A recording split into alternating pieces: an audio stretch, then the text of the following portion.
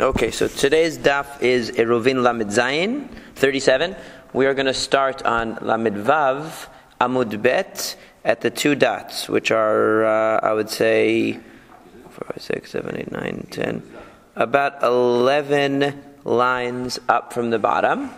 And just to give an introductory explanation, since we didn't do yesterday's daf together, basically what today's daf is going to deal with is a subject called berera. Berera is the question of retroactive clarification. So what that means to say is, if I do an action and I don't want to commit right now to what it means, and I say that later on I'm going to clarify whether I meant X or I meant Y, is that valid?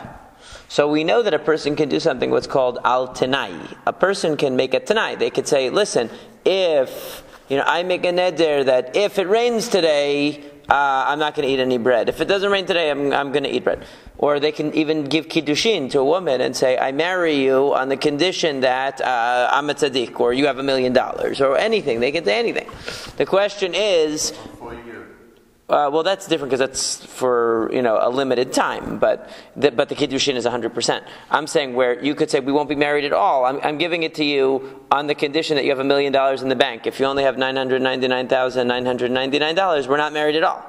Okay, that you're allowed to make a t'nai, because a t'nai means I'm saying everything that I intend right now. I'm just making it contingent on something else. Okay, that's different than this, where you're saying I'm not committing to what I intend right now. I want to do this action, and I'm going to clarify what I want it to mean later. I'm doing something ambiguous, okay? So the example, the reason why we get on the subject is because the Mishnah discussed a situation where a person says, listen, I want to put 2 eruvei techumin down, one to the east, one to the west. You can only put one per Shabbat, because you can only have an extra 2,000 amot in one direction. You can't do 2. So let's say I put them in 2 places, and I say, well, I want to be non-committal. I'm going to decide tomorrow which direction I want to go in. Because there's a rabbi coming to the east and one coming to the west. They're giving shiurim. I don't know what I feel. Do I feel like going to Rabbi Cohen, or do I feel like going to Rabbi Levi? I don't know yet. So I'm going to see in the morning how I feel. So I'm going to put one to the west, one to the east, and in the morning I'm going to decide which is the real one. So the Chachamim said, you know what? The Chachamim in the Mishnah said that's fine. Okay, if he says that if there's a Chacham in both places, I'll decide whatever I want. So you can put 2 eruvin. You could put 2 eruvin down on a tanai for sure, where you could say like this: if the Chacham comes to the west, then I want the one in the west is the real one. If he comes in the east, then I want it to be the one in the east. But can you put them both down and say, I'll decide tomorrow? Right? There's a difference, because in the first case, you're making it contingent on an external thing.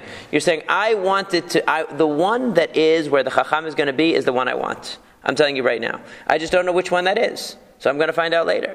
That's different. But saying, I want to put both, and I'm going to decide which one I want to be real tomorrow. So then you're just not making up your mind. You're leaving it open. That's berera. And Rabbi Yehuda said in the Mishnah, Rabbi Yehuda said, he said that in the Mishnah he said that you could do that. But then we're going to see that apparently there was a contradiction. So the rabbis say, so in the Mishnah, the last line of the Mishnah was, if there are 2 Chachamim coming to the city, so you put 2 eruvin and you said, I'm going to decide which one I'm going to go tomorrow. So Rabbi Yehuda said, okay, but if one of them is your Rav, right? One of them is your teacher, and one of them is just your colleague, then automatically you have to go to the one that's your teacher. That's what Rabbi Yehuda said. So the Gemara picks up from there and says, V'Rabbanan, the rabbis say that's not true. Zimnin denichale bechavre tefei merabeh. Sometimes a person wants to hear their colleague more than their Rav. They don't want to go to their teacher, they want to go to the colleague. So therefore they leave it open. You can leave it open and decide tomorrow which one you want to go. That's what the Mishnah said. But we're going to see that Amar Rav says, Letalamat nitin. Our Mishnah is wrong. The Mishnah is wrong. It's not valid. Why? Because miditane Ayo. Because Ayo, who is the name of a Chacham, the name of the person is Ayo. Ayo taught differently. In his version, it said, Ditane ayo, Rabbi Yehuda omer, En adam matne al shnei dvarim ke'achad, ela im ba'chacham lemizrach, eruvo lemizrach, v'im ba'chacham lema'arav, eruvo lema'arav, aval lekan ulchan lo. Okay, so what he said was, you cannot do that. In this version, Rabbi Yehuda disagrees with the whole concept. He says you can't make a Tanai like that. You cannot put an Eruv in the west and in the east and say, you know what, whichever one I decide tomorrow is the one I'm going to go. He says that's not doable. If you put 2 Eruvin down and you said, if the Chacham comes to the west, that's the real one. If he comes to the east, that's the real one. There it's okay. But if you said, I'm going to decide tomorrow which one I feel like going, you're not allowed to do that. The Gemara asks, Ma'ishna lekanu lechan delo. Why are you saying that you can't put 2 Eruvin down and decide tomorrow? The reason is the en berera. Because you're telling me that you can't decide things later and they're going to retroactively change what you've already done. So too, lemizrachu lemarav nami en berera. So why is it any different if I put down 2 Eruvin and I say, if the Chacham comes to the west, then I want the west to be the real one. If the Chacham comes to the east, then I want the east to be the real one. He says, in the end, really, you're doing the same thing. Because you're going to decide which one of these Eruvin is real. Nobody knows right now. You don't know right now. You have no clue if this Eruv is the real one or the other one is the real one. It's not going to be known until tomorrow. Tomorrow, when the Chacham comes, then you're going to know. So why is it any different? We're retroactively deciding which one is valid. So the Gemara says, Amar Rabbi Yochanan ukvar b'Chacham. You're right. Rabbi Yehuda will only allow you to do this if the Chacham arrived before Shabbat started. In other words, you didn't know. You didn't know. So you put one in the west and one in the east. And you said, I don't know which one is really the valid one. But it's called Gilui Milta. Gilui Milta means that it becomes clear later. In other words, it wasn't that something changed. Something didn't change. The Chacham actually came to the west, but you didn't know if he was coming to the west or the east, so you put an Eruv to enable you to go extra distance to the west and to the east. You weren't sure. He showed up to the west, so really your Eruv was clarified before Shabbat started. The only thing was you didn't know about it, but who cares? So you didn't know about it, but the reality was established before Shabbat. And as long as the reality is established before Shabbat, your Eruv had a meaning before Shabbat. You found out on Shabbat morning, but that doesn't matter. The reality was there already. It's not like you just changed your mind or made up your mind in the morning. So the Gemara says, Adirabah. On the contrary, you're rejecting our Mishnah because of what Ayo said? Who is this Ayo? Forget him. Ayo. Forget about Ayo. Mimat nitin. Because our Mishnah is right. Why are you assuming we should push the Mishnah out for this other guy? So the Gemara answers, Lo sel kadatach. Don't conclude like that. That's not right. Really, we should push the Mishnah away for Ayo. Why? Because we have sources elsewhere that already tell us that Rabbi Yehuda does not allow you to do this retroactive kind of action. He doesn't permit it. And since we know from other cases that he doesn't allow you to retroactively clarify the meaning of your actions, to leave something ambiguous and clarify it later, since he doesn't allow you to do that in general, he doesn't allow you to do it here. So Ayo's teaching is more accurate. It's more consistent with what we know about the profile of Rabbi Yehuda. How so? Ditnan, because it says in the Mishnah, Halokeach yain mi ben akutim. If somebody buys wine from the Kutim, now this was from the time when then Samaritans were still considered to be Jews. Later on they were rejected and deemed not to be legitimately Jewish, but at the time they were considered Jewish. So you could buy wine from them, but they didn't separate Terumah and Maaser. The problem is, you buy wine, you have to separate Terumah and Maaser from the wine. You don't have any other vessel to pour it into. You just have a big jug of wine, and you want to drink the wine. So what are you going to do? So it says, Omer, you can say, Shnei lugin she'ani atid lehafrish. I will later on separate 2 lugin from here. Harez hen terumah. They will be terumah. Asara maaser. I will separate 10 from maaser. For maaser rishon. In other words, I guess there's 100 lugin in here, right? So he separates 1/50th, right? He separates 2 for for teruma, which is the medium, a decent amount for teruma. He separates the 10th, and he says Tish'a Ma'aser Sheni. And I'll separate another 9 lugin, because once you subtract the truma and the maaser already, you don't have to separate as much for maaser sheni. First you count truma, then maaser. No, first you take you count second. Remember we had before when the Levi comes early and he tries to get more, So, but normally you're not supposed to. So here, what's the chidush here? That you're not separating anything right now. You're saying later on I will clarify which portions of this jug of wine are really teruma. For now I'm just going to drink, and whatever's left over, that's what he's going to get, right? So, so what can he do? So he says, part of this is teruma, part of this is maaser, part of this is maaser sheni. And then what does he do? He takes coins, because Maser Sheni, anyway, you transfer the Kedusha to coins and you take them to Yerushalayim. So he does that, and that's it. That's all he's going to do right now. Later on, he's going to clarify which parts of the wine are actually Teruma. Divrei Rabbi Meir, that's what Rabbi Meir says. Rabbi Yehuda, Rabbi Yosef, Rabbi Shimon, Osrin. But the other 3 rabbis, Rabbi Yehuda, Rabbi Yosef, and Rabbi Shimon, say, not legitimate. You cannot do brera. That's brera. Because right now, do you know which one is the teruma? No, you're saying later on I'm going to clarify. So how can you say I'm separating teruma and maaser right now, but I'm not going to say which is really the teruma right now until I finish drinking? Then I'm going to decide. So really that's brera. So that's why Rabbi Yehuda and Rabbi Yossi and Rabbi Shimon say you can't do that. And therefore we see that Rabbi Yehuda maintains that what? That brera is not legitimate. So we should assume also in Eruv, he says brera is not legitimate. Right now, when you set the Eruv, you have to say what you mean. You can't leave it up for later. Ula, what about an ula? Zuze katane. That ula will say to you like this: don't reject the Mishnah. We could still say that actually Rabbi Yehuda subscribes to brera. He does allow brera. But he counted it. He had this Mishnah sliced up differently. How so? Divrei Rabbi Meir v'Rabbi Yehuda, Rabbi Yosef v'Rabbi Shimon Osrin. In other words, according to another version of this dispute, Rabbi Yehuda is agreeing with Rabbi Meir. So it's possible to say that Rabbi Yehuda does subscribe to the idea of retroactive clarification.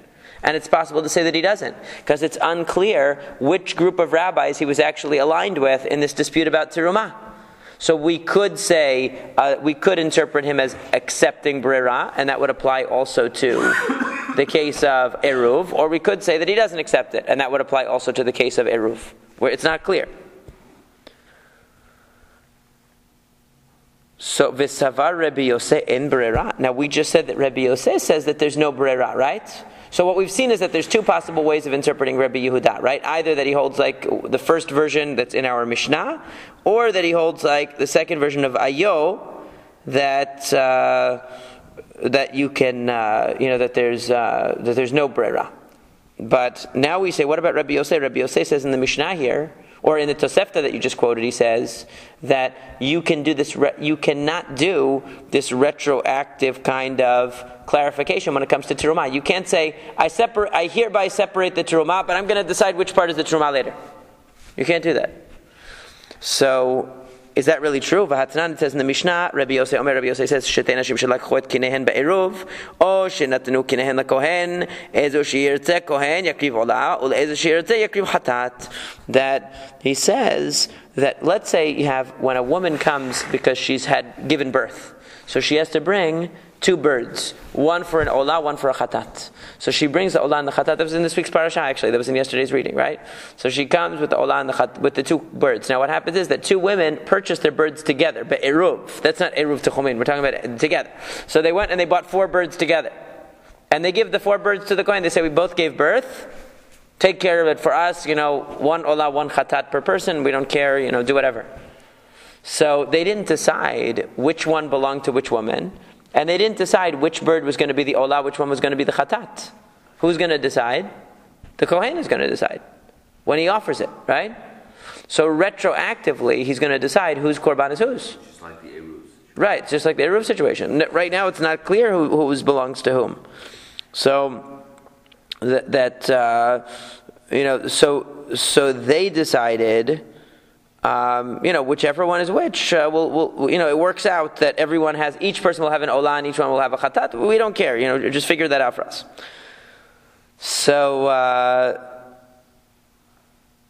So the Gemara says, so what do you see from that? So Amar Rabbah says, Hatam keshehitnu. That's a different story. That's not really brera. Why not? Because there they agreed on it. So Rashi explains, Hanashim benehen shekol mi sheyakriv kohen lishma yeshala. That they agreed between themselves. From the beginning, whichever one the Kohen offers for you belongs to you. Whichever one he offers for me belongs to me. So we don't have to clarify it right. We are clarifying it right now. We're saying whichever one he does belongs to you. Whichever one he does belongs to me. So from the beginning, when they purchased the birds, they made this agreement. We're purchasing it together with the understanding that whichever one the Kohen offers for Rachel is Rachel. So whichever one he offers for Leah is Leah's. That's it. So because it was done from the outset, it's not really retroactive. And since that condition was made ahead of time, not later on, so it's not a problem. Because they didn't leave it ambiguous. They didn't just leave it and let the Kohen decide. Okay, they actually said from the beginning, we are officially deciding now, whichever one the Kohen offers for you belongs to you. That's going to be from your money. Whichever the Kohen offers for me belongs to me. That's going to be the one that's from my money. Because they bought it with one lump sum of money that they shared. So, if that's the case, if that's the case, then why do you have to mention it? Why do you even have to tell me about this case? It's obvious then. It's not a case of brera at all. So what's the chidush that the Kohen is going to decide which one is an olah, which one is a chatat, which one belongs to whom? If anyway they're deciding from the beginning, if they bought it with that condition. So the answer is, Kamash Malan Kid Rav Chisda. This supports the teaching of Rav Chisda. Amar Rav Chisda, because Rav Chisda said, Eina kinin mit parashot, ela ibelakichat ba'alim. This is a support for the teaching of Rav Chisda. Rav Chisda said that there are 2 points at which the identity of these sacrifices is determined. Either when you purchase it, you say, I hereby purchase this as my olah, I hereby purchase this as my chatat. If you didn't do that, if you just purchased the 2 birds, the 2 turtle doves or whatever they are, and you bring them to the Kohen, then the only person who's going to decide which one is which is the Kohen. You can't now say, okay, I like this one, I want it to be the chatat. I want this one to be the olah. It's too late. If when you bought it, you said, I want this to be the olah, I want this to be the chatat, fine. But once you buy the 2 and you just give him 2 birds, so he has to decide. Now, in our case, by the way, it's not talking about where they purchased the birds themselves. It's in the original case, when it said that they bought it be'eruv, it means that they gave the money to the Kohen. In other words, what they would do was, because remember, in your mind. Yeah. Now when in the earlier case where it says that they gave it doesn't mean that they actually gave the birds to the Kohen. It means that they gave the money to the Kohen. Because remember, we learned that they would deposit the money in that thing. So the women go and they had money that they pulled together between the 2 of them. They put the money in. And the Kohen is going to decide which one goes for what. He's going to purchase the birds with the money. The money goes towards the birds and he's going to decide. So they're not actually giving the birds. But if they did, even if a person did give the birds, unless they decided in advance, the Kohen gets to decide. When he makes it, when he does it, he gets to decide. And so Rashi shows that from the pasuk in yesterday's parasha, that you see that either the purchase time or the performance. But in between, there's nothing they can do to determine which one's going to be the olah, which one's going to be the chatat. That's built into the halacha. It's not a case of brera. It's not a case of brera. Because either these women decided in advance how they were going to allocate the korbanot, or they just made it al tanai. They made it on a condition because the Kohen is going to be the one to determine it, or they have to determine it in advance. They have to actually choose it when they purchase the animals. Now, ve'akati savar Rabbi Yosef en brera. So you got out of that case. That case you said it's not really brera, because really they decided in the beginning, we're going to put a lump sum of money together, and whichever one the Kohen offers for you comes from your part of the money, whichever one the Kohen offers for me comes from my part of the money. That's not a case of brera, because we're not going to decide it tomorrow. Okay, we're deciding right now that we're splitting it between the 2 of us, and we're just going to know which one is which tomorrow. Okay, so that's not a problem. But we have another case of Rabbi Yossi where he seems to subscribe to the principle of Brera. Vatani, we learned in a Braita. Ama aretz shamar lachaver kach li aguda achat shel yarak o gluska achat. If the Ama Aretz said to the Talmid Chacham, hey, you're going to the store, please bring me a bundle of vegetables, or please bring me a loaf of bread. Okay? Eino tzarich la'aser divrei Rabbi Yosei. Rabbi Yosei says that the chaver does not have to take ma'aser for the Ama Aretz. Why might you think he had to? Because this chaver is going to the store. He's going to buy 2 bundles of vegetables, one for him, one for the Ama Aretz. Right? So now he's going to give one of them to the Ama Aretz. So how do we understand what's going on here? One possibility is that we say that when the chaver, when the Talmid Chacham buys it, he buys one for himself, one for the Ama Aretz. He knows which one is which. But it's not really true. He's just going to buy 2 vegetable bundles, and then he's going to get home and he's going to say, here, take this one.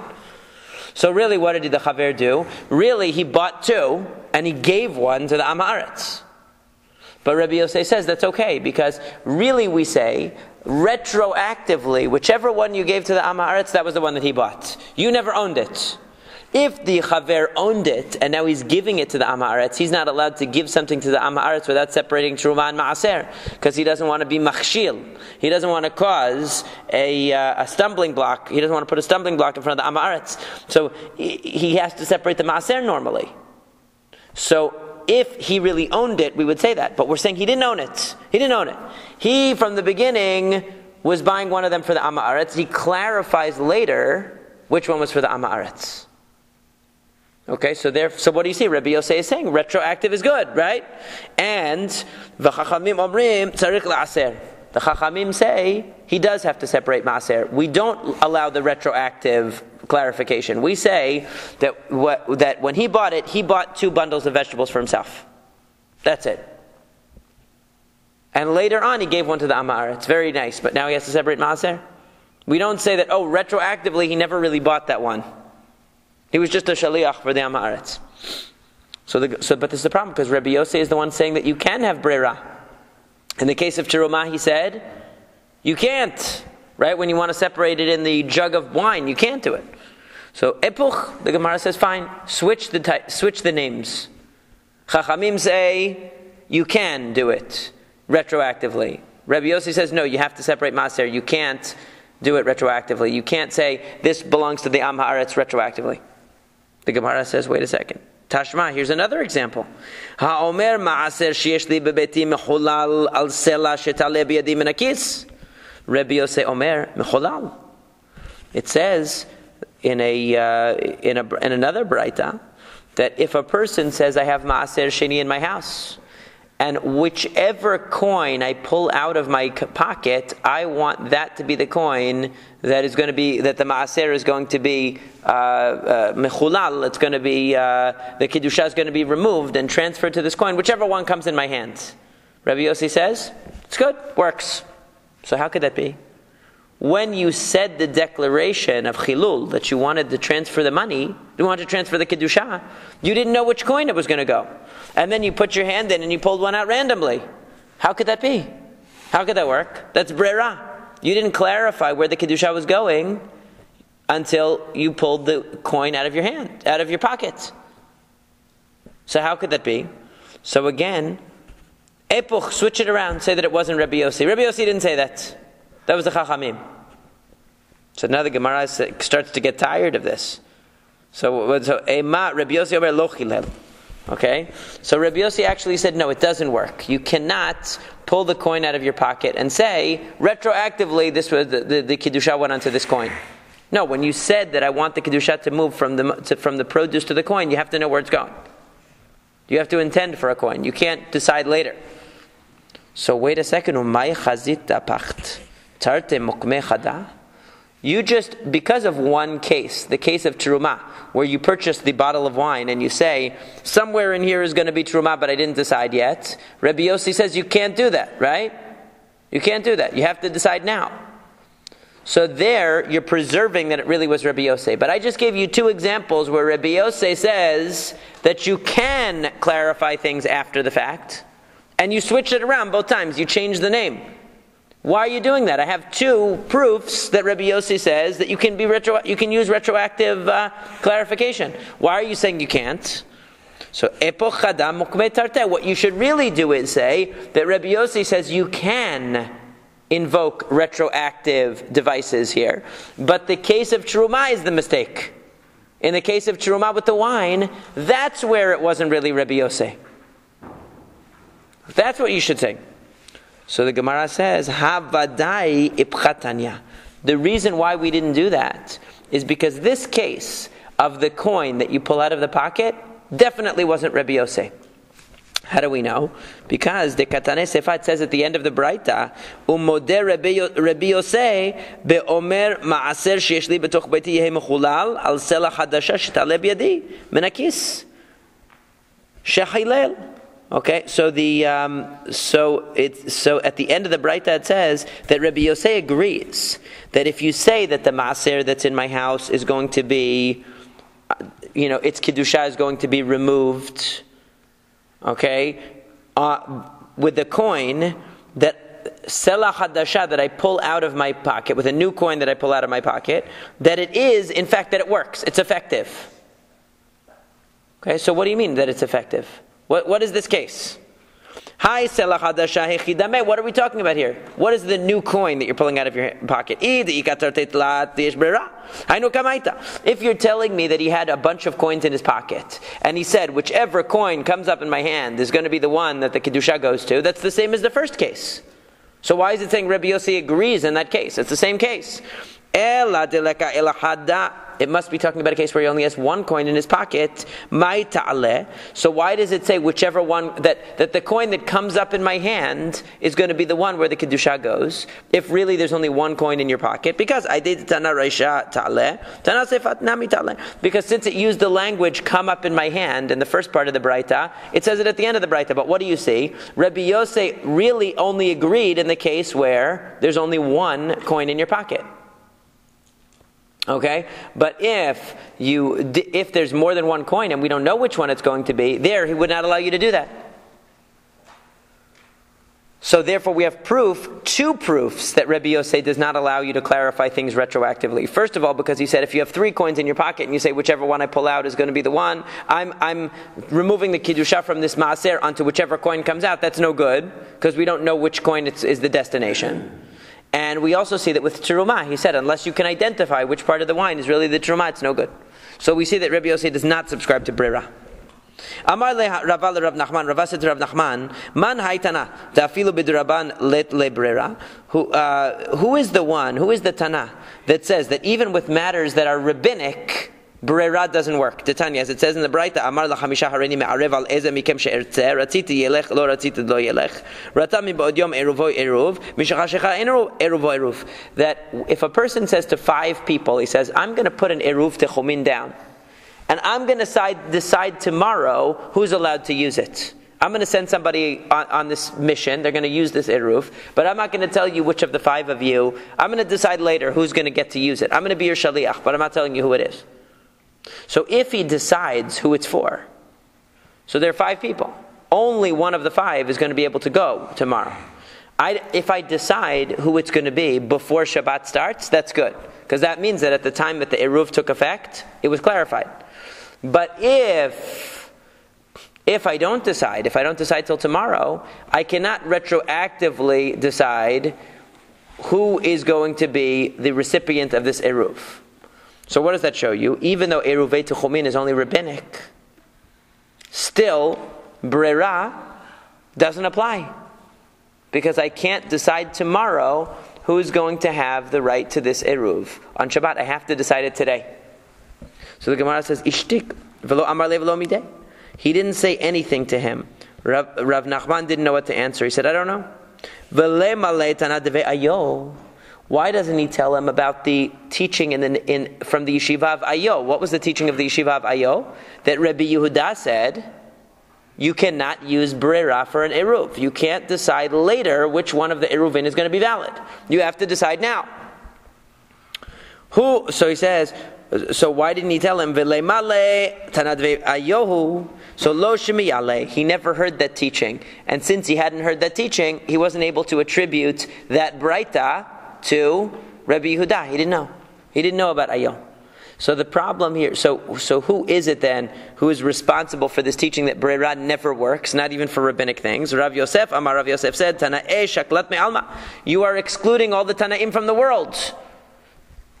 Tanaihi, it is a dispute among Tanaim. Tanya, as it says in the Baraita, Hareni me'arev l'shabbatot shel kol hashana. If a person puts an eruvei techomin down and says, I want this eruv to be good for the entire year, for every Shabbat, I'm putting it down for every Shabbat of the year. Ratziti elech lo ratziti lo elech, and I will decide on a Shabbat by Shabbat basis whether I want it or not. Because remember, if you put the eruv down to the west, that means now you can't step to the east at all. So you're going to decide, most Shabbatot, let's say you're going to go to the west, but sometimes you don't want it. So Ratzami ba'od yom eruv eruv, mishachashecha Rabbi Shimon omer eruv eruv, v'chachamim omrim en eruv eruv. That according to, so if you decide before Shabbat starts, you put down this eruv for 52 Shabbatot a year. You decide on each Friday whether you want it to take effect or not. If you decided on Friday before Shabbat started, that's fine. If you wait until Shabbat started, no good. According to Rabbi Shimon, you could still do it. Even if you decided once Shabbat started, it's still valid. But the Chachamim say, no. You could use something that lasts for a long time, like a condiment or something, like vinegar you could use. You could use vinegar. Yeah, that's what they use usually for the eruvei chatzirot. But let's say vinegar you could use, or mustard you could use, anything, because it's a condiment, so you need to have enough for 2 seudot. And you put it there, right? So vinegar would be fine. So he says, so you see from here that the Chachamim in this Braita say, you can't decide on Shabbat whether the Eruv is valid or not. You can't. It has to be before. But wait a second. In this Braita, Rabbi Shimon says there is Breira. And we learned in the case of the wine, the Terumah wine, here we're saying that there is brera. In the case of the Terumah wine, he said that there isn't brera. So we're having problems because these Rabbanim are not consistent across the different cases, right? Now we have a problem that Rabbi Shimon said that if you have a jug of wine and you say, I'm separating Terumah right now, but I'm going to tell you which part it is later, no good. Here he says, if you say, I'm putting the Eruv down and I'm going to decide tomorrow if I want to use it, fine, that's good. So what's going on? So, Kashir de Rabbi Shimon ad Rabbi Shimon. There's a contradiction between Rabbi Shimon. Rather, we will have to reverse the names again and say the Chachamim are the ones that said that on Shabbat you can decide whether you want the Eruv to be effective or not. And Rabbi Shimon said no. But wait a second, my kasha, it's not really a problem. Why are we amending the Baraita? Dilma ki le Rabbi Shimon brera b'deoraita. Maybe it's only in a deoraita that Rabbi Shimon doesn't subscribe to brera. In other words, when it comes to Terumah, he's not going to let you say, I hereby separate Terumah and I'll let you know later which one it's going to be. That he's not going to do. But with Eruv, it's only Derabanan. So he says, you know what? I'll decide tomorrow. Aval b'Derabanan itle. So Kasavar Rav Yosef, the reason why Rav Yosef did not accept that, the reason why Rav Yosef, and some take out Rav Yosef here, because this wasn't specific to Rav Yosef, it was the Gemara itself that was making this calculation here. Man de'it lebrera, loshna b'deoraita, lashna b'derabanan. That according to this view, and as the Bach says, you don't need the words Rav Yosef here, that the Gemara was assuming, not Rav Yosef was assuming, the Gemara was assuming that one who doesn't hold of brera doesn't hold of it. It doesn't matter if it's deoraita or derabanan. The question is, does the halachic mechanism work whereby a person can do something ambiguous and define it later? It doesn't matter whether it's deoraita or derabanan. So if you're going to hold that brera doesn't work in deoraita, it doesn't work in derabanan either. If it works in derabanan, it works in deoraita. Does the mechanism work or not? So we're now saying Rabbi Shimon says it doesn't work. So in the Baraita where he says it does work, that wasn't him. It was a mistaken identity. So Rava says.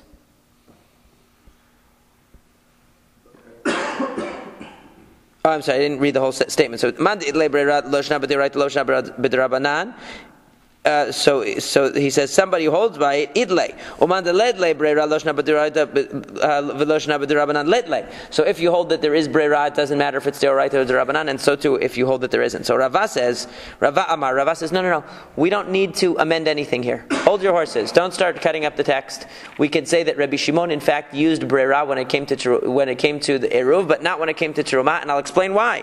Shanei hatam de ba'enan reshit shishiyara nikarin. Because there's a special gezerat hakatuv, there's a special rule when it comes to teruma, that teruma has to be distinct at the moment that it's declared. That's a special. It has nothing to do with breira. The problem isn't retroactiveness in this case. The problem is that when you declare teruma, it must be identifiable. It's a separate halacha of teruma, nothing to do with whether retroactive actions work or not. Amar le Abaye said to him, Ela me'ata, according to you, Hayu lefanav shenei rimonim. Let's say a person had 2 pomegranates. Shel tevel. They are untithed pomegranates. Ve'amar, and he said, Im yeradu geshamim hayom. If rain falls today, yehezeh teruma al zeh. Ve'im lo yeradu geshamim hayom, yehezeh teruma al zeh. So remember, this is not a case of retroactive. He's not saying, one of these is going to be and I'm going to decide later. He's making an absolute statement, a complete self-sufficient statement right now. What's the complete self-sufficient statement? It's dependent on the rain. Right, it's a condition, but it's self-sufficient statement. His statement is absolutely clear. If it rains tomorrow, it's this one, and if it doesn't rain tomorrow, it's this one. Or if it rains today, rather, it's pomegranate A, and if it doesn't rain today, it's pomegranate B. So his statement stands on its own. There's no clarification of the statement from him. It's only going to be a clarification from reality, whether it rains or not.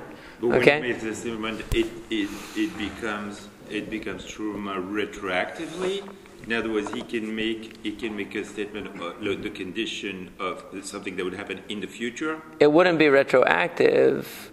Oh, do you mean from that moment is it going to be considered? It becomes true then immediately, or only when? In this case, the way he words it here, it would only become truma when it rains. When it rains, right? It will only become later, because you could say me'ata. This will retroactively be declared truma. You could do that.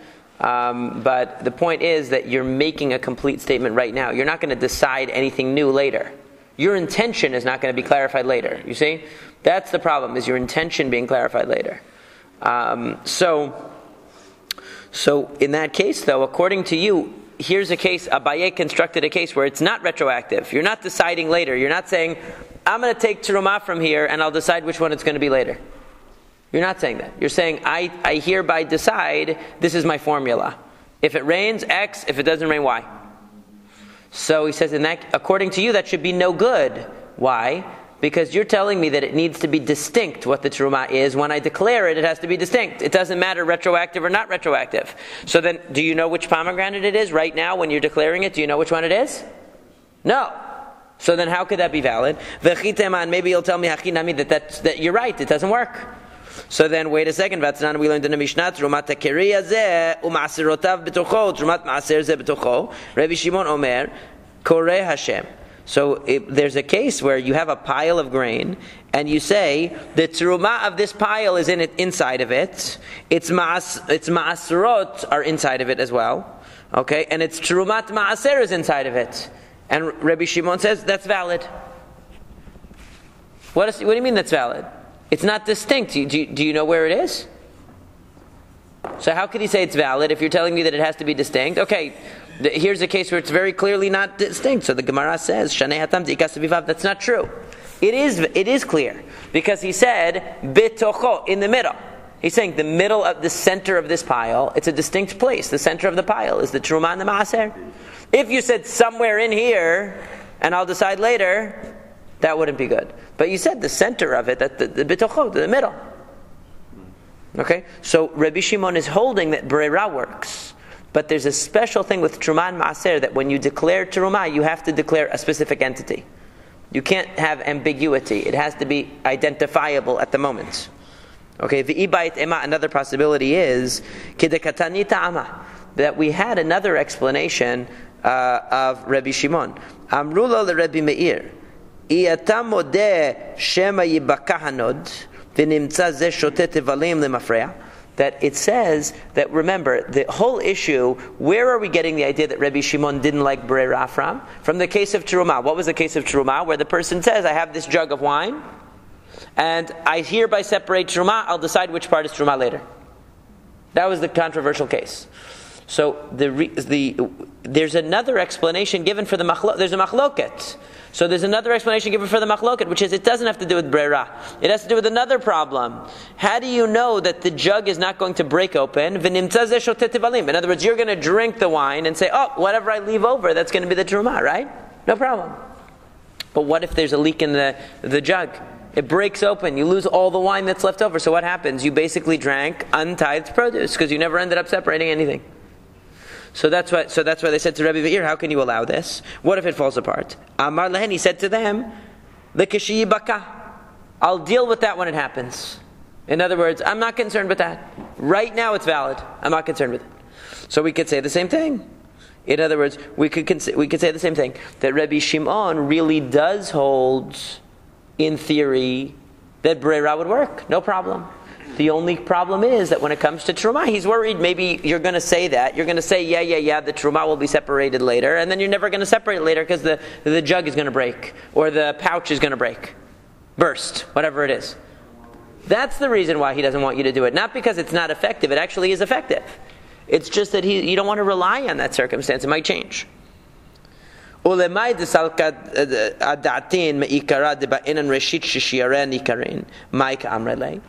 But remember, so far we've had three ways of dealing with the problem of Rabbi Shimon. Way number one was we amend the text. Now we don't usually want to do that, but let's say we amend the text of the Braita and say that really he says that there's no breira. He said there's no breira when it comes to Tzruma, and there's no breira when it comes to Eruv. You must decide now. That's possibility number one. Possibility number two is no, he really does hold that there's breira, but the only thing is when it comes to Tzruma, one must identify a distinct entity. It must be identifiable. Okay, so that's why it didn't work in Tzruma. Third possibility is that no, you don't need a distinct entity for Tzruma. It's not true. And breira does work. You can retroactively clarify. The only thing is, in this case, you're running a big risk because you are declaring truma that maybe you'll never actually get to separate. Because maybe you're going to have a leak in your jug and you're never going to separate anything. And whatever you drank, relying on the separation later, never will have tithes in the end, right? Because you're never going to have separated. So, but according to the middle version was that we said that maybe the reason why Rabbi Shimon doesn't allow you to do breira when it comes to terumah is because he holds that you have to have a distinct entity. So according to that, then what's the meaning of the exchange between the Chachamim and Rabbi Meir? Because the Chachamim had an exchange with Rabbi Meir where they said to him, or the people on the other side of the dispute, I should say, because it's two Chachamim on each side. The people on the other side said to him, why are you allowing a person to clarify retroactively? What if the jug leaks and you never separate terumah? And he answered them and said, I'm not concerned about that. But that implies that Rabbi Shimon isn't saying that things don't work, because Rabbi Shimon was with the ones who said that you couldn't declare the terumah retroactively. So it seems like the concern is the leakage, not that it's not identifiable. So the Gemara says, it's no problem. This is what the conversation was. Rabbi Shimon really said to Rabbi Meir like this, I actually maintain that when you separate terumah, it must be an identifiable entity. You must be able to identify it. So really this whole question doesn't even come up. Forget about breira, forget about all of it. Because it needs to be identifiable. But ledidach, according to you guys, who don't require a distinct entity to be identifiable, and therefore you could use breira here, because it doesn't need to be distinct, still, aren't you concerned about the possibility that you're going to invoke breira here because we all agree that breira works, right? and you don't agree with me that you need to have a distinct entity for teruma, so you're going to allow them to do that, and it works fine. But the only thing is, what if the jug breaks? What if the pouch leaks and you lose your wine? And therefore, what did he say? And then, in retrospect, you drank the wine without ever separating tithes from it.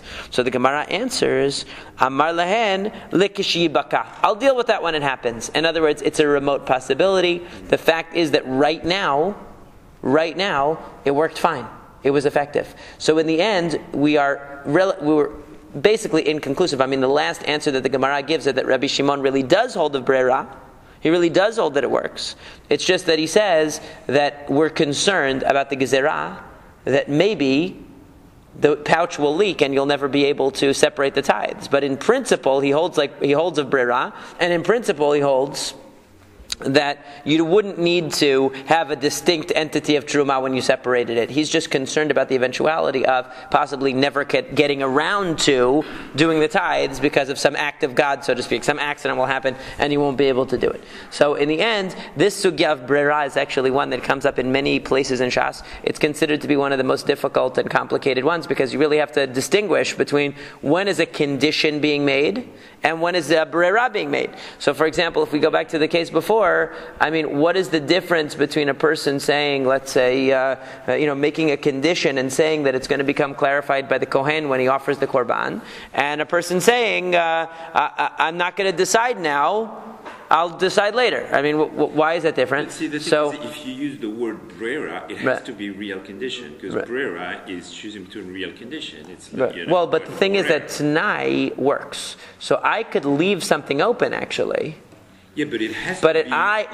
Part of it. It could not be a condition that could not happen. Of course not. But we're saying, of course not. But the point is that it's sometimes difficult to distinguish in the cases between a case where they made a condition, right, and allowed the condition to be clarified later, like the person who says, I'm separating truma from one of these pomegranates, depending on whether it rains or not. Right? But for sure, it's either going to rain or not. Right, but that's always the case. That's not even the concern. But the concern is when do we consider brera? So if the ladies were to bring their money for their korbanot to the Kohen and say, okay, the Kohen will decide which one belongs to whom, that would be brera. But since they made a condition and said, okay, we're buying this we're pooling our money together on the condition that whichever one the Kohen chooses is from your money and whichever one the Kohen chooses is from my money, for me. So why is that any different than saying we'll just give it to the Kohen and he's going to decide? Right? So sometimes it becomes difficult to distinguish between these cases. In fact, some of the Achronim write on this sugya, this is a very deep and difficult subject. We're not going to treat it in this, we're going to treat it in a separate work because it's such a complicated halachic issue that much ink has been spilled in clarifying it. Have a great day.